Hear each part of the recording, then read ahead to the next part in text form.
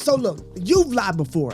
I've lied before, but what happens when the lie spirals out of control? Well, for Jussie Smollett, the lies just continue to keep on going, or at least the consequences of them. I want them to stop being able to say alleged attack. I want them to see that I fought back. And I want a little gay boy who might watch this to see that I fought. Now, he told his white supremacists in MAGA hats beat him, poured bleach on him, tied a noose around his neck in front of a subway in the middle of a goddamn snowstorm in Chicago. And yeah, we should have known that didn't make no goddamn sense anyway. We were the ones that did it. Yeah. It was us. But now things are continuing to get worse because after being charged criminally, exposed for lying to the world and to his own community, and we all found out that it wasn't a crazed MAGA hat-wearing fanboys that attacked Jussie, but two of the biggest and blackest Nigerians the man could find that he paid to help him create the biggest lie of 2019. Now on top of all of that, things are getting worse for our boy, Mr. Smollett, because now his Nigerian accomplices are telling us all the ridiculous details of one of the biggest hoaxes that the goddamn entertainment world has ever seen. This is the Church of Joe Stone podcast. This is news you can use. They just tell you what's happening, and I give you 3 ways to make sure that it doesn't happen to you. Stay tuned. Back in 2019, actor Jussie Smollett, who was best known for his role in the series Empire, claimed that he was a victim to what he described to police as a hate crime. If you remember back in that time, Jussie had the entire world in front of him. He was an actor on a very popular TV show, and you would think that would be good enough for him. But on January 29th, 2019, after the attack he suffered, Jussie claimed his attackers were 2 white men, claiming that they shouted MAGA country and homophobic slurs as they attacked him. Oh, and racial slurs as well. But quickly, the police got to the bottom of it and found out that there were 2 Nigerian brothers who had actually carried out the attack, who actually used to be extras on Empire. Bimbola and Olabenjo. I'm probably saying that all wrong.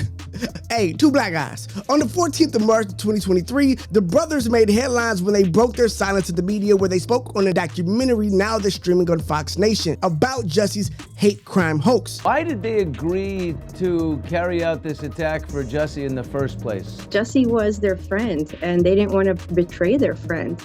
And so at the end of the day, it was their trust that was taken advantage of. I was down to do it because if we do this for him, he could probably help us out with our careers. Apparently, these guys were trying to get their acting careers popping and thought that if they helped Jussie lie to the world, he'd help them, get some more roles. Jussie even went as far as to have fake serial killer messages written in letters with the magazine cutouts sent to his home, calling himself all kinds of homophobic slurs because Jussie was gonna make sure that we understood that he was a victim. And he also made sure that the attack took place in front of a camera in hopes that the video evidence would be publicized. Unfortunately, the actual fight footage never came out. During the interview, the brother stated how Jussie just sat there and lied to people through his teeth, even crying on TV, recounting this entire story as if it actually happened. He paid them $3,500 for the attack, and to be honest with you, I don't know what the price is for getting your ass beat, but I'm guessing that was a good price to pay some guys to beat you up, but not enough money to stay quiet once they get arrested. But after the attack, the brothers left the country and went to Nigeria.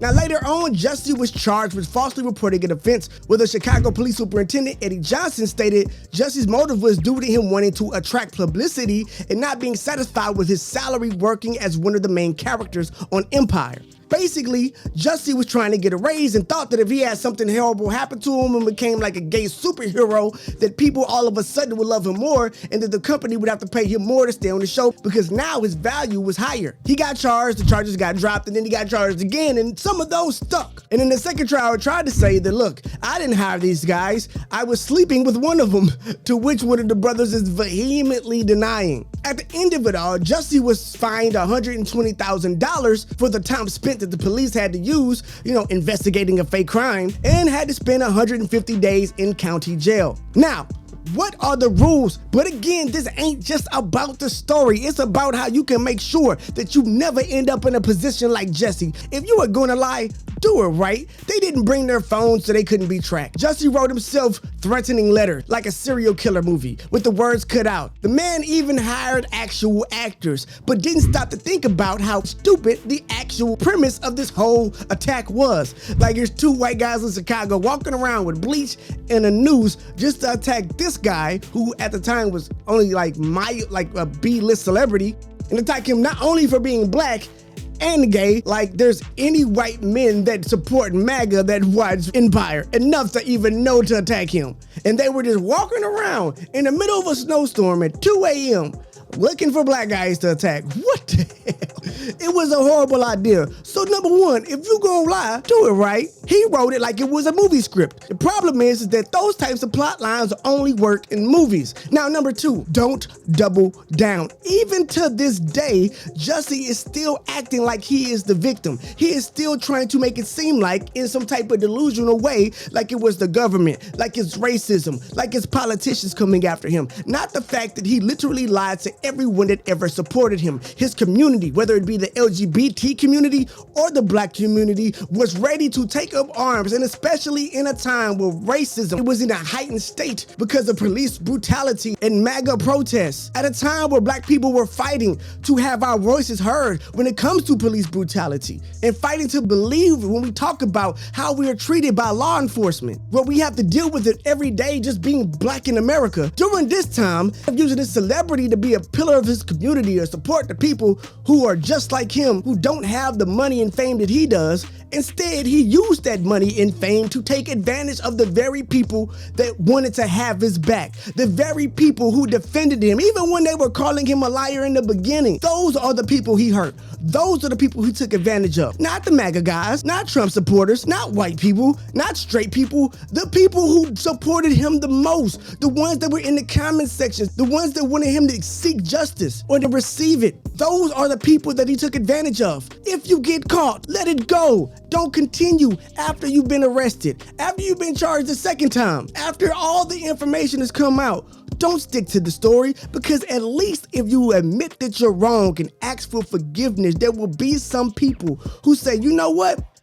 I'll let him make it. There will be understanding. There is a way back. At least there's some type of way back. But sticking to your story means that forever, people will never be able to forgive you because you didn't ask for forgiveness. You will never be able to be accepted back in because they know you're a liar and you never learn from your mistakes. And most of all, you can't be trusted, even after being caught. And if you're that damn delusional, at that point, you're not even a liar.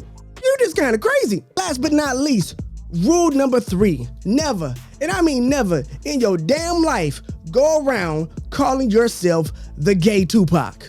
Because what the hell?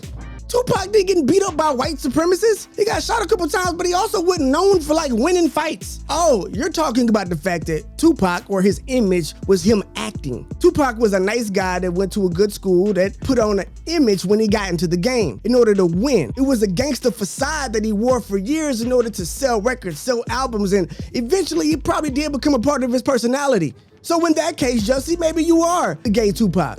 Except for you did a way worse job living your lie. And also for like a gay guy who I guess had to come out the closet for you to open up a brand new closet for you to lock yourself in so you can't live your truth seems like a terrible idea. I am Joe Stone. This is the Church of Joe Stone podcast, where we do what they don't do.